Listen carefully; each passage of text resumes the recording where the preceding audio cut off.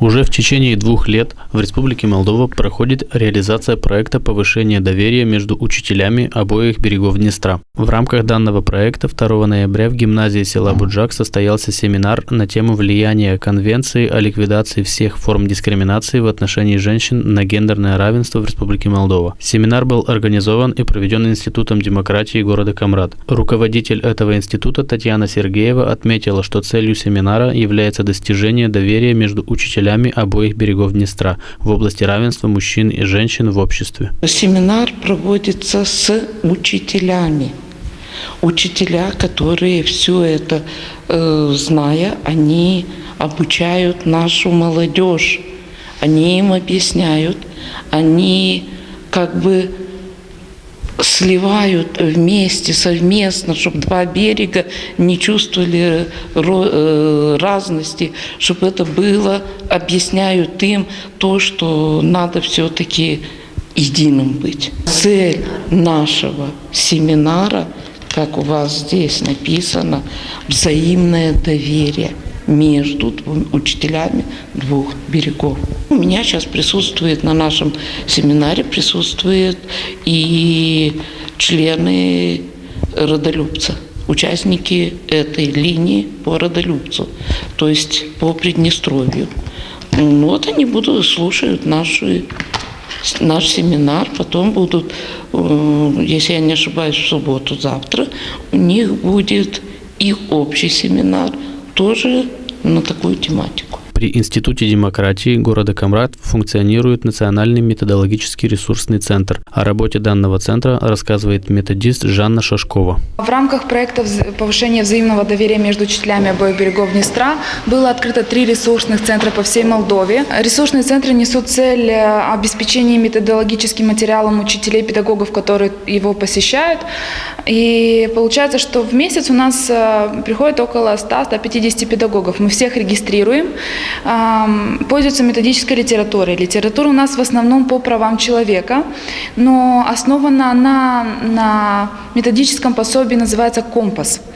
Это методическое пособие несет в себе ряд методик в игровой форме для детей как по младшего возраста, так и по старше возраста, для того, чтобы они лучше поняли то, как необходимо защищать свои права, какие они вообще имеют права, обязанности и так далее. Если говорить о ресурсном центре, то получается, что педагоги сами, приходя в этот центр, они всегда оставляют какие-то положительные отзывы. У нас есть книга отзывов.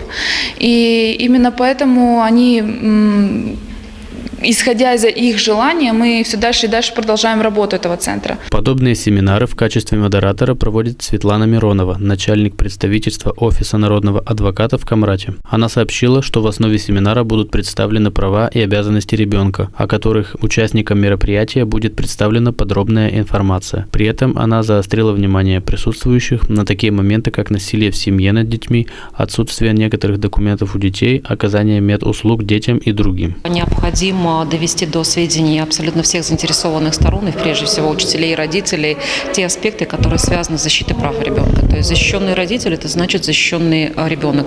Информированный родитель – информированный и защищенный ребенок. Поэтому эти основные моменты как раз-то лежат в основе семинаров, которые сегодня проводятся. Сегодняшняя тема мы избрали как в качестве информирования. Это влияние Конвенции о защите женщин против всех форм дискриминации. Почему? Потому что, во-первых, сегодня необходимо отметить, что педагогика, образование – это женская сфера пока еще остается, и здесь отмечаются некоторые проблемы, поэтому, скажем так, дискриминация в трудовой сфере, дискриминация в сфере оказания медицинских услуг и ряд других моментов.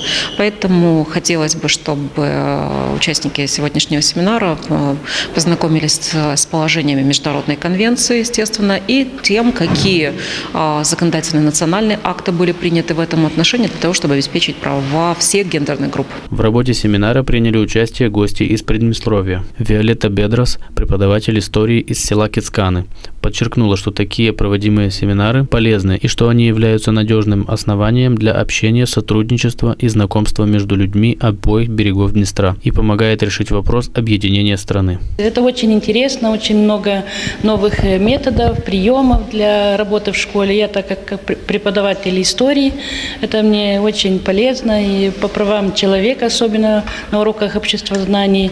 Мы пользуемся книгой «Компас» и «Компасита», которые очень много новые дает нам. Поэтому я только беру что-то полезное, всегда общаемся с новыми людьми, вот сотрудничаем, знакомимся, и берем адреса, и поэтому где-то встречаемся, где-то для нас это очень интересно.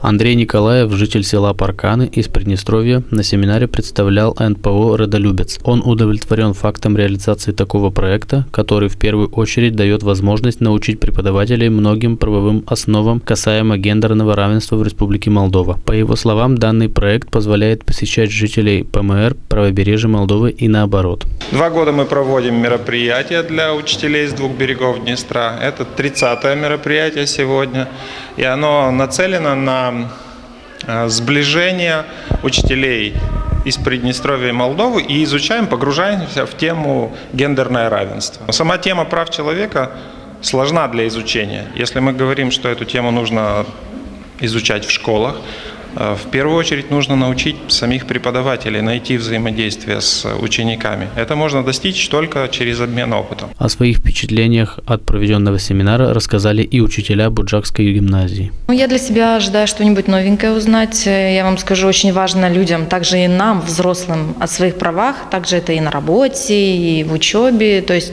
знать, на что мы имеем право, так же, как и дети. Я думаю, что нужно чаще проводить такие семинары, совместные именно, для того, чтобы сблизить некогда отдаленные 2 берега, и это имеет пользу и для жителей того берега, и для нас, потому что в любом случае мы являемся людьми одной страны, одного государства, и я считаю, что почаще нужно приезжать к нам в гости. Реализация этого проекта завершается в конце текущего года. Проект реализуется Институтом демократии в партнерстве с Обществом болгарской культуры «Родолюбец» и Центром защиты и продвижения молодых женщин и финансируется Европейским Союзом, правительством Швеции и структурой ООО «Женщины».